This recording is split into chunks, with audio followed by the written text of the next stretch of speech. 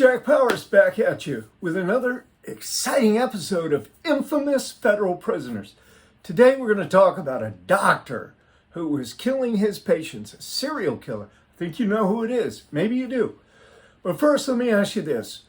Would you consider going ahead and reaching your finger out and subscribing to this channel right now? I really appreciate it. Thank you, thank you, thank you. So this doctor's name is Dr. Michael Swango. Swango. And you can see how creepy he looks, right? He was a doctor who graduated a University of Illinois. He went over to Ohio on a residency, and they believe it was there that he started to kill patients. He was a weird dude, but he was charismatic. He put up a good front. He put up a good facade. But behind the scenes, he was off the track, way off the track. Imagine that you're in the hospital, right? You're in one of the beds, and I've been in many. You're in one of the hospital beds, you got the IVs hooked in your arms, right? You got the monitors on. And this guy comes in with a syringe, pulls a syringe out of his lab coat, sticks it in the rubber of one of the hoses going in you, the IV, presses down on the plunger, says, "Here you go. This is a little sedative that I ordered for you just to help you out here. Just relax and be peaceful, and I'll see you in a little bit." And he goes out, puts his syringe back in his pocket, and goes out. When he gets out in the hallway, the nurses notice that he's got this weird, strange smile on his face. And they see when he puts the syringe back in his pocket. A little while later, they get a cold blue. This guy's dead. He's dead. They can't bring him back. So Dr. Michael Swango they chased him out of there because of the rumors and because of everything that surrounded him. But the way they chased him out is like they do with officials in prison, right? They kick you upstairs. So they gave him a very glowing recommendation for a residency. He was going to be a neurosurgeon, a brain surgeon. And they sent him off to this other hospital.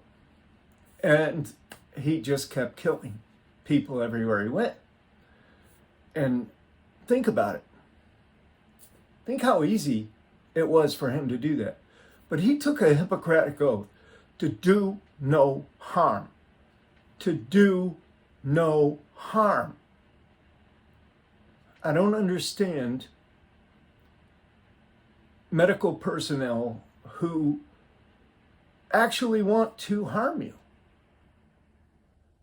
You know, there's a passive harm and there's an active harm. Like times when I was four-pointed, they would clamp the cuffs really tight on my wrists. I mean, really tight, right down into the bone. And the PA, after they get you all gaffled up and chained up, the PA, the physician's assistant, by policy has to come around and check the restraints and make sure that they're not tight like that they're not affecting your blood flow or the nerves in your hands and so forth. So, you know, in prison, especially at the ADX, they just go around, they make a circle around you, and they say, "Yeah, he's good." And out the door they go. So that's what I call a passive injury, because these people are supposed to do their job. And they're supposed to do it right. And they're supposed to be somewhat fair about how they do it. But anyway, Swango went to Africa. He took off, went to Zimbabwe, Africa, to get away from the investigations that were going on. You know, the investigators kind of trailed him around. They knew something, but think of it. How do you get evidence? They exhumed bodies and everything. They only found like one body that had like a overdose of potassium chloride that was in there that stopped the dude's heart or whatever. So he's in Zimbabwe with all of those people, and he's a doctor over there, and he's doing the same thing. He's killing people, murdering them. Probably women, children. He probably had a heyday over there. So they get onto him over there, right? Because, you know, some really good doctors come out of places like that, out of Africa. They've got some really good doctors. But he's over there, and now he's on the hot seat with them. So he has to jump again. He jumps back to the United States. When he gets off at the airport, O'Hare International in Chicago, Illinois, 1997, they snatch him. They arrest him. At first, it's just for lying and, you know, minor stuff. And then they get a confession out of him about these 4 murders. They suspected him of killing about 60 people. They estimate that he might have killed as many as 60, because they go through all the records and everything. They look, you know, they ran a fine-tooth comb over it, right? So Michael Swango had already been in prison once, early on. He got pissed at the ambulance crew he was working with, and he tried to poison them with arsenic. And they caught him because they left a jug of tea on the table, I guess in their lounge or whatever. It was unsweetened. They didn't put any sugar or anything in it. And he was, you know, kind of moving around that area and everything. And when they came back, they took that jug and had it analyzed, and it had arsenic in it. So he was convicted and sentenced to 5 years in prison. He got out in 2, and he just changed the paperwork up.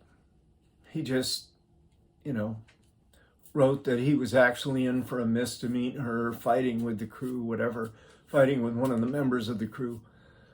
And he was able to regain his medical access and licenses and everything after trying to poison people. So it's pretty scary.